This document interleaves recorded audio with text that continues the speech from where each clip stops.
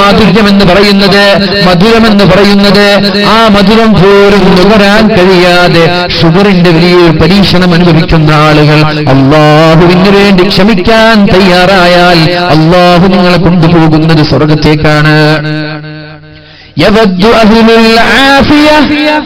ഇവിടെ ആരോഗ്യത്തോടെ ജീവിച്ച ആളുകൾ നാളെ മഹ്ശറയിലെത്തുമ്പോൾ പോകുമെന്ന് ശഫീഉനാ റസൂലുള്ളാഹി സ്വല്ലല്ലാഹു അലൈഹി വസല്ലം. ഇവിടെ ആരോഗ്യത്തോടെ ജീവിച്ച ആളുകൾ, നമുക്കൊരു കുറവില്ല, നല്ല കൈയും കാലും, നല്ല ജിംനാസ്റ്റിക് ബോഡി, നല്ലൊരു ജെന്റിൽമാൻ അല്ലെങ്കിൽ നല്ലൊരു ലേഡി, നമ്മളങ്ങനെ ജീവിച്ചു, ഒരു അസുഖവും നമ്മൾക്ക് ഉണ്ടായിട്ടില്ല.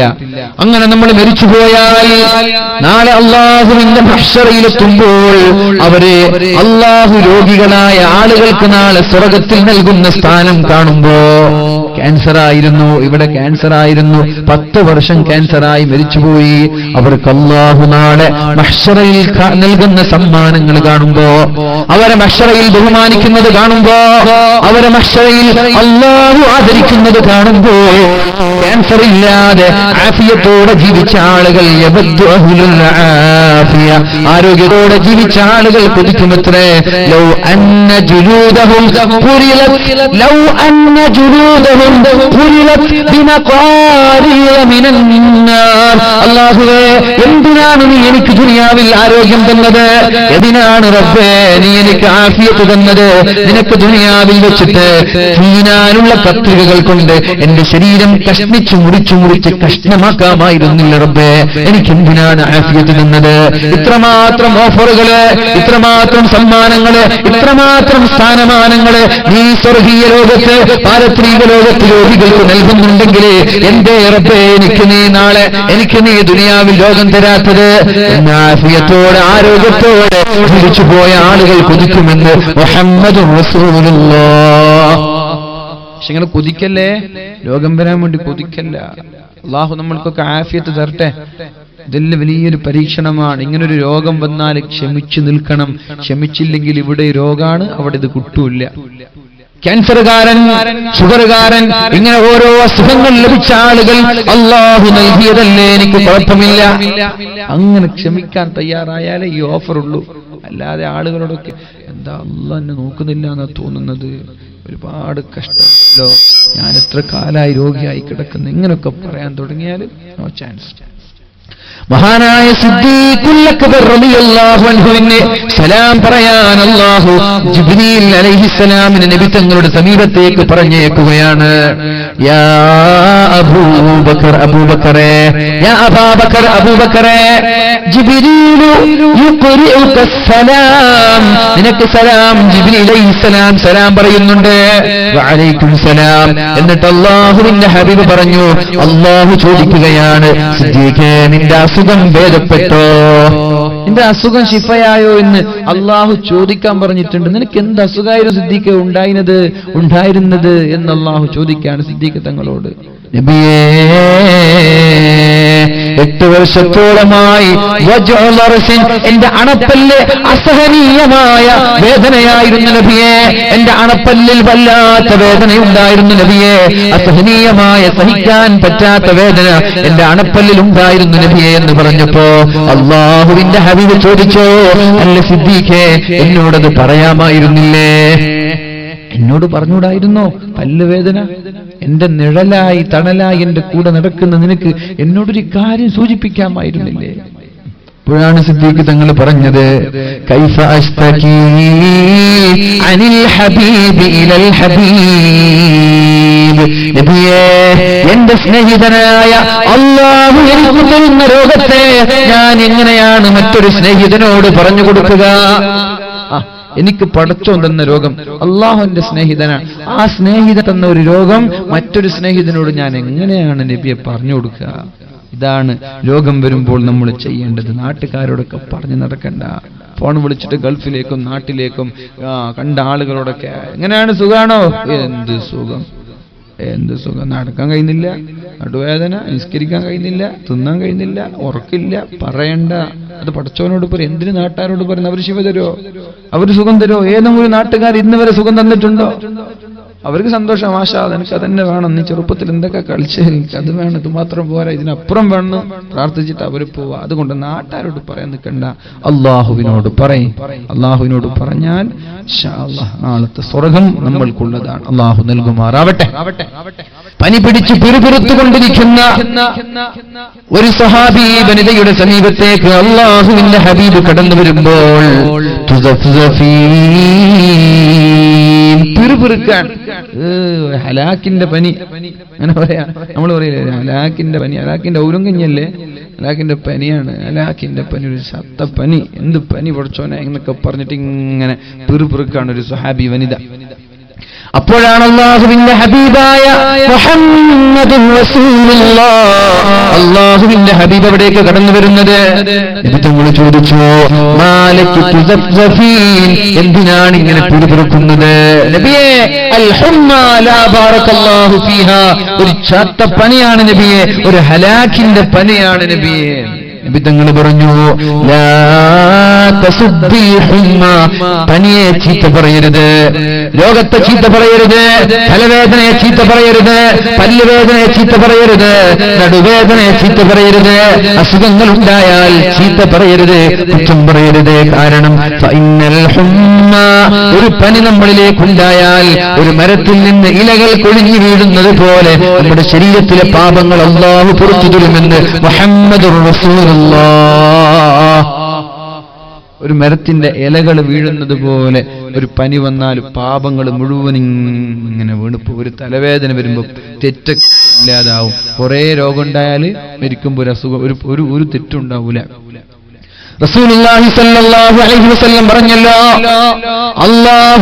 അല്ലാഹുവിനൊരു അടിമയെ ഇഷ്ടപ്പെട്ടാൽ, അല്ലാഹു ഒരാളെ സ്നേഹിച്ചാൽ, അല്ലാഹു ഒരാൾക്ക് സ്വർഗ്ഗത്തിൽ ഉന്നതമായ സ്ഥാനം നൽകാൻ അല്ലാഹു തീരുമാനിച്ചാൽ, വലം യബ്ലുഗു ബിഅമലിഹി, പക്ഷേ അയാൾ നിസ്കാരം കൊണ്ടോ നോമ്പ് കൊണ്ടോ സകാത്ത് കൊണ്ടോ സദഖ കൊണ്ടോ ഖുർആൻ കൊണ്ടോ അയാൾ അല്ലാഹു ഉദ്ദേശിച്ച സ്ഥാനത്തേക്ക് എത്തിപ്പെട്ടില്ല.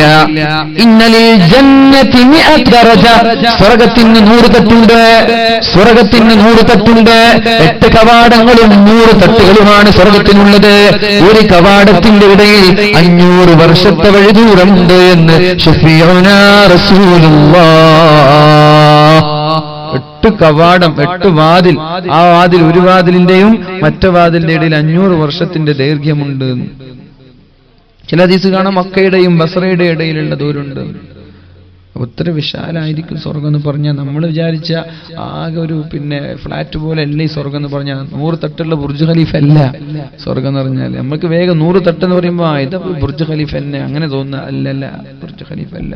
ബുർജ് ഖലീഫിന്റെ ഒരു ഡോറും 2 ഡോറും തൊട്ടടുത്താണ്. പക്ഷേ ഇത് 500 വർഷമൊക്കെ സഞ്ചരിക്കേണ്ട ദൈർഘ്യം ഈ 2 ഡോറിന്റെ ഇടയിലുണ്ടെന്നാണ്. അല്ലാഹു റബ്ബ് സുബ്ഹാനഹു വ തആല സ്വർഗ്ഗത്തിലേക്ക് കടന്നു പോകാൻ നമ്മൾക്കൊക്കെ തൗഫീഖ് നൽകുമാറാവട്ടെ. അല്ലാഹുവേ, നീ ഞങ്ങൾക്ക് സ്വർഗ്ഗം നൽകണേ അല്ലാഹ്. അപ്പോ സ്വർഗ്ഗത്തിൽ ഉന്നതമായ തട്ട് നൽകാൻ, ദറജ നൽകാൻ അല്ലാഹു തീരുമാനിച്ചു. പക്ഷേ അയാൾ അതിന് ഒരുങ്ങിയില്ല. അയാൾക്ക് ആ ഓർമ്മയൊന്നുമില്ല. അല്ലാഹു വിചാരിച്ചത് 199ാമത് തട്ടിലയാളെ കൊണ്ടുപോകണമെന്നാണ്. പക്ഷെ അയാൾ അതിനുള്ള ഒരുക്കങ്ങൾ, അയാൾ ഇങ്ങനെ ബടായും പറഞ്ഞ് നടക്ക, നാട്ടില് മടക്കി കുത്തി ഇങ്ങനെ തുമ്മാൻ ഇങ്ങനെ ബിട ഇങ്ങനെ നടക്കന്നെ. പക്ഷെ എവിടെ എത്തണ്ടേ? അല്ലാഹു ഉദ്ദേശിച്ച സ്ഥലത്തേക്ക് മൂപ്പർ എത്തണ്ടേ?